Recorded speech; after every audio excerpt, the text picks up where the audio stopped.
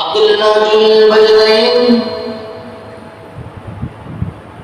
তার চাচার কাছে এসে বলতেছেন, ও চাচা, মুহাম্মদ সাল্লাল্লাহু আলাইহি ওয়াসাল্লাম লোকটা দেখতে কেমন মনে হয়? চাচা সঙ্গে সঙ্গে বলতেছেন, ভাতিজা, ও ভাতিজা আব্দুল্লাহ, মুহাম্মদের মতো লোক আসমানের নিচে জমিনের উপরে আমার চোখে একটা পড়ে না। বলতেছেন, চাচা, তাহলে মুহাম্মদ সাল্লাল্লাহু আলাইহি ওয়াসাল্লামের ইসলামটা আপনি গ্রহণ করে নেন। যখন এই কথা বলে ফেলছেন, বলার সঙ্গে সঙ্গে আব্দুল্লাহ বাজলাইনকে তার চাচা বলতেছিল, আব্দুল্লাহ, তুমি কি ইসলাম ধর্ম গ্রহণ করেছো নাকি? আব্দুল্লাহ বাজলাইন বলতেছেন, হ্যাঁ চাচা, বেশ কিছুদিন আগে কালিমা বর্ণীয় সুধান গ্রহণ করেছি, আপনাকে আমি বলতে পারি নাই, আপনাকে আমি ভয়ে ভয়ে বলতে পারিনি। ও চাচা, যদি আপনি আল্লাহ রাসূল সাল্লাল্লাহু আলাইহি ওয়াসাল্লামকে যদি আপনি ভালো মনে করেন, তাহলে আল্লাহ রাসূল সাল্লাল্লাহু আলাইহি ওয়াসাল্লামের উপরে যে আল্লাহ রাব্বুল আলামিন ইসলামটা নাযিল করে দিয়েছেন, ইন্নাদ দীনা ইনদাল্লাহিল ইসলাম, সেই ইসলামের উপরে আপনি দাখিল হয়ে যান। এই কথা বলার সঙ্গে সঙ্গে আব্দুল্লাহ চাচা খেপে গিয়ে বলতেছেন, নো ভাতিজা, তোর তো বাপ ছোট্টবেলায় দুনিয়া থেকে বিদায় নিয়ে চলে গেছে, যা কিছু দেখতেছে সবকিছুই কিন্তু সবকিছুই আমার বন্ধুগণ, আমার ভাইয়েরা, যখন আপনি ইসলামটা পরিপূর্ণভাবে মেনে নেবেন, সঙ্গে সঙ্গে আপনার উপরে জুলুম আসবে তিনটা। বলে তো কয়টা? তিনটা জুলুম আসবে। এক নম্বর জুলুম আসবে আপনার পরিবার থেকে, জুলুম আসবে এক নম্বরে। দুই নম্বরে আপনার জুলুম আসবে সমাজ থেকে। তিন নম্বরে আপনার জুলুম আসবে রাষ্ট্রীয় পর্যায়ে থেকে। কথাটাকে বলবো আল্লাহ বলেছেন। আমার বন্ধুগণ, আমার ভাইয়েরা, ভালো ভালো আল্লাহ রাব্বুল আলামিন কিছু বিষয় দিয়ে পরীক্ষা করবেন। وَلَنَبْلُوَنَّكُمْ بِشَيْءٍ مِّنَ الْخَوْفِ وَالْجُوعِ وَنَقْصٍ مِّنَ الْأَمْوَالِ وَالْأَنفُسِ وَالثَّمَرَاتِ وَبَشِّرِ الصَّابِرِينَ।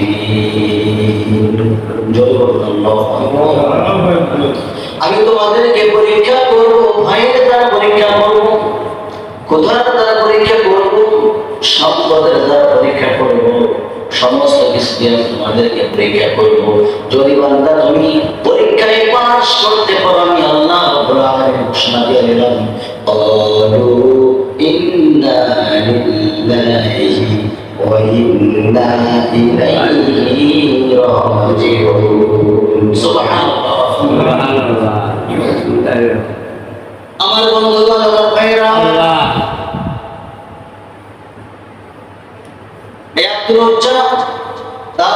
বলতেছেন, ও ভাতিজা, যা বলেছো বলেছো, আর বলো না। আর যদি তুমি দ্বিতীয়বার এই কথাটা বলো, তোমার যা কিছু আছে সমস্ত কিছু আমার কাছে হস্তান্তর করে নিয়ে নেব। ভাতিজা বলতেছেন, কোনো সমস্যা নাই, কোনো সমস্যা নাই,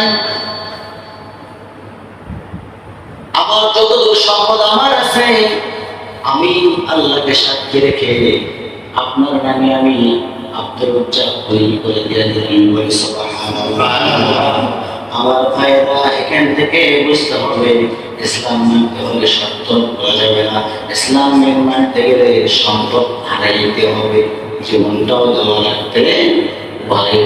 তাহলে আপনি কবরে গিয়ে শান্তি পাবেন।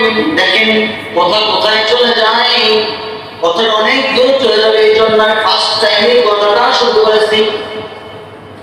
আমার মাথায় তো এই বিষয়টা ছিল না, আজকে আলোচনার বিষয়টা আমার মাথায় ছিল না, আপনাদের চলে আসলো, মাইন্ড করবেন না। এই যে ভাইরা আমার ভালো করে শুনবেন, আব্দুল উজ্জান সম্পদ দিয়ে দিলেন, চাচা বলতেছেন ও ভাতিজা শুধু সম্পদ দিলে হবে না, তোমার যেখানে জামাটা আছে এই জামাটাও কিন্তু আমার দেওয়া। এই কথা বলার সঙ্গে সঙ্গে আব্দুল্লাহ করলেন কি, এই আব্দুল্লাহ গায়ের জামাটাও খুলে দিলেন। গায়ের জামাটা যখন খুলে দিলেন, খুলে দেওয়ার সঙ্গে সঙ্গে চাচা বলতেছেন ওরে আব্দুল্লাহ শুধু গায়ের জামাই নয়, গায়ের জামা দিলেই হবে না, তোমার পর্দার যে লম্বিটা আছে এই করোনার লম্বিটা আমার দেওয়াটাও তুমি খুলে দাও। চোখ বন্ধ করলেন, চোখ বন্ধ করে লঙ্গির মধ্যে হাত দিয়ে দিলেন, লঙ্গির মধ্যে হাত দিয়া চিৎকার মারলেন, লঙ্গির কোষ উস্কা গেল। লঙ্গির যখন কোষ উস্কা গেল, লঙ্গিটা ছিটকে ফেলালেন। আব্দুল উজ্জান হয়ে গেলেন, লজ্জা স্থানের মধ্যে হাত দিয়া মায়ের ঘরের মধ্যে দৌড়ে গিয়ে বলছেন ও মা, ঘরের মধ্যে আপনি দরজা খুলে দাও, দরজা খুলে দাও। যখন দরজা খুলে দেওয়া হয়েছে, মাকে বলেছেন মা আমার দিকে তাকাইও না, মা আমার দিকে তাকাইও না। মা বলতেছিল আরে কি হয়েছে তোমার?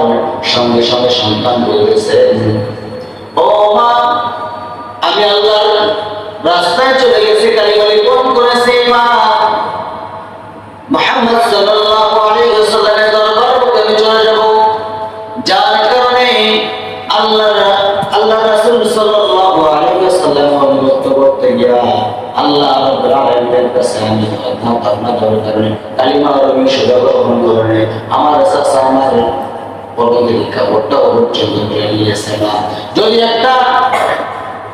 যদি একটা সেরা কম্বল থাকে মা, ওই সেরা কম্বলটা একটা আমাকে দিয়ে দাও মা, আমি শুধুমাত্র লজ্জাস্থানটাই তাদের তৈরি মাগো। সঙ্গে সঙ্গে মা কি করলেন, একটা কম্বল দিয়ে দিলে, সেরা কম্বল দিয়ে দিলেন। যখন সেরা কম্বল দিয়ে দিলেন, সেরা কম্বল দেওয়ার সঙ্গে সঙ্গে আব্দুল উজ্জান করলেন ওই কম্বলটা দুই টুকরা করলেন, দুই টুকরা করে একটা কাপড় দিয়া একটা কম্বল একটা পাট দিয়া লজ্জাস্থান ঢাকলেন। আর একটা শীতকাল কিন্তু সেই সময়ের মধ্যে ছিল, আর একটা পাট দিয়া শরীরের মধ্যে কষ্ট অবস্থা। মক্কা থেকে মদিনায় তিনি চলে গেলেন। মদিনায় চলে গিয়া বিশ্ব নবী মুহাম্মদ রাসূলুল্লাহ, সবাই বলি সাল্লাল্লাহু আলাইহি ওয়াসাল্লাম, আমার ভাইরা আমার নবীর কাছে গিয়া বর্ণনা করতেছেন দরজার মধ্যে। আমার নবী বের করে দেখেন সুস্থ একজন যুবক। আমার নবীকে জিজ্ঞেস করলেন ও যুবক, তোমার এই অবস্থা কেন, এই হাল কেন, তোমার কি হয়েছে? সঙ্গে সঙ্গে আব্দুল উজ্জান বলতেছেন ইয়া রাসূলুল্লাহ ইয়া হাবিবাল্লাহ, ইসলাম গ্রহণ করেছে, আমার চাচা আমাকে বস্ত্রহীন করে দিয়েছে। আমার নবী বললেন ওরে আব্দুল্লাহ, টেনশন করো না, কারণ টেনশন তোমার জন্য নয়, তুমি তো মুমিন হয়ে গেছো। মুমিন কখনো টেনশন করে না, মুমিন কখনো হতাশ হয় না। ওয়ালা তাহিনু ওয়ালা তাহজানু ওয়া আনতুমুল আ'লাউনা ইন কুনতুম মুমিনিন।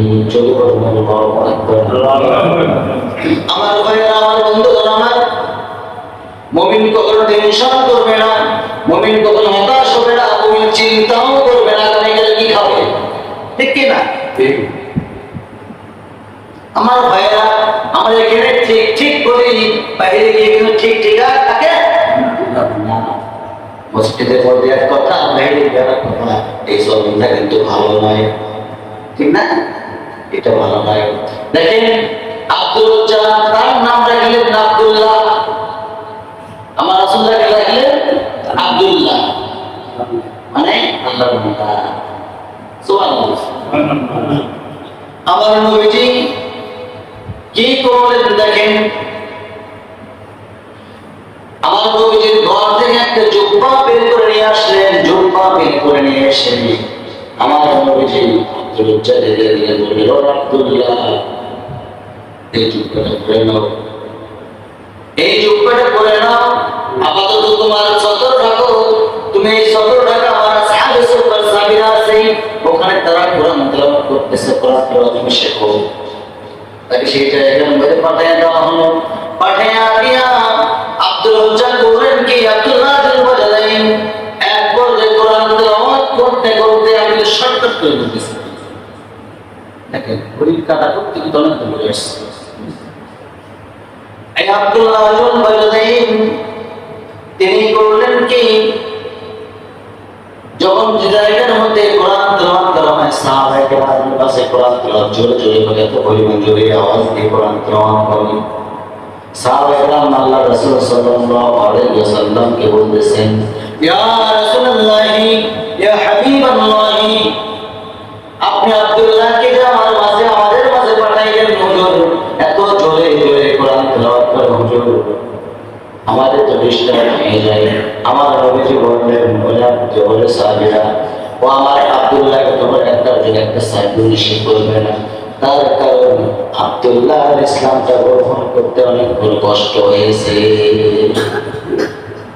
আমার ভাই, আমার বন্ধুগণ, আমার এক পর্যায়ে তাবুক অভিযান চলে আসলো।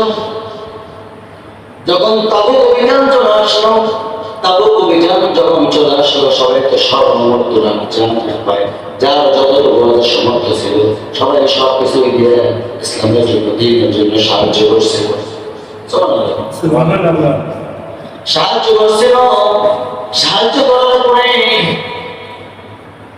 আব্দুল্লাহ ছেলে কিছুই দিতে পারলো না, কিছুই কিন্তু দেন না। আব্দুল্লাহ বললেন, কিছুই দিলেন না। যাওয়ার পথে আল্লাহ রাসূল সাল্লাল্লাহু আলাইহি ওয়াসাল্লামকে বলতেছেন, ইয়া রাসূলুল্লাহ, ইয়া হাবিবাল্লাহ,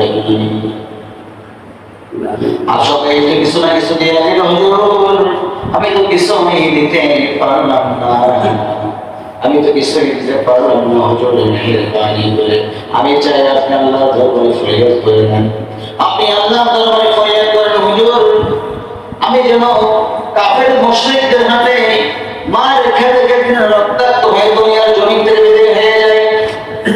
এই কথা যখন বিশ্বনবী মুহাম্মদ সাল্লাল্লাহু আলাইহি ওয়াসাল্লাম বলেছেন, বলার সঙ্গে সঙ্গে আব্দুল্লাহ বিন বাজালাইন যখন এই কথা বললেন, আমার নবীজি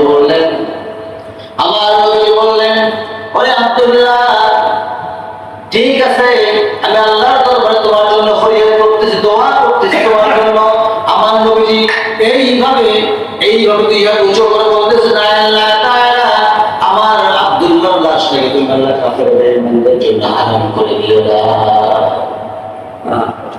আব্দুল্লাহ বিন বাজালাইন বললেন, ইয়া রাসূলুল্লাহ, ইয়া হাবিবাল্লাহ, আমি চাইলাম একটা দোয়া, আমি করলেন কি? আপনি ওটা দোয়া করলেন কেন?